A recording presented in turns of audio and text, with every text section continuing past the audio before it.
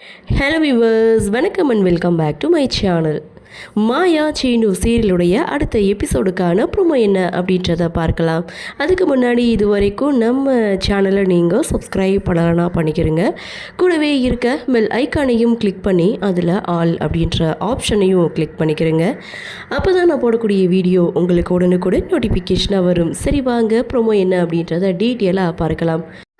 Raghuram and Janaki இவங்க 2 பேரும் ஃபங்க்ஷனுக்கு கிளம்பிட்டாங்க. கார் ஸ்டார்ட் பண்ணால் ஸ்டார்ட் ஆகலை. இந்த காரே இப்படி தான் அடிக்கடி மக்கர் பண்ணிகிட்டு இருக்கும், வேணா என்னுடைய பைக் எடுத்துகிட்டு போங்கன்னு சிவா சொல்ல, ரகுராம் ஜானகி இவங்க 2 பேரும் பைக்கில் ரொம்ப சந்தோஷமாக அங்கேருந்து கிளம்புறாங்க.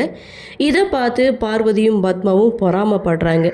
ஸோ இன்னொரு பக்கம் அந்த ஃபங்க்ஷனில் புவனேஸ்வரியும் வந்திருக்காங்க.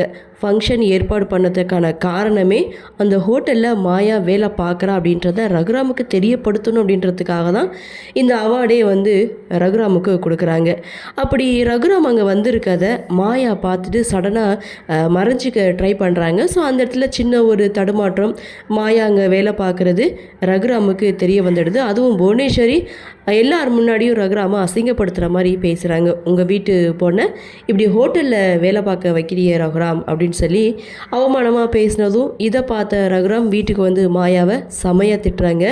அந்த இடத்துல ஜானகி மாயா எதுக்காக அந்த ஹோட்டலில் வேலை பார்க்குறா அப்படின்ற உண்மையை நானே சொல்கிறேன் அப்படின்னு சொல்லிட்டு இவ்வளோ நாளும் மறைச்சி வச்சுருந்த உண்மையை அந்த இடத்துல போட்டு உடைக்கிறாங்க. அப்படின்னு உண்மைன்னு கேட்குறீங்களா? கார்த்தி இன்னும் சாகலை, உயிரோட தான் இருக்கிறான்.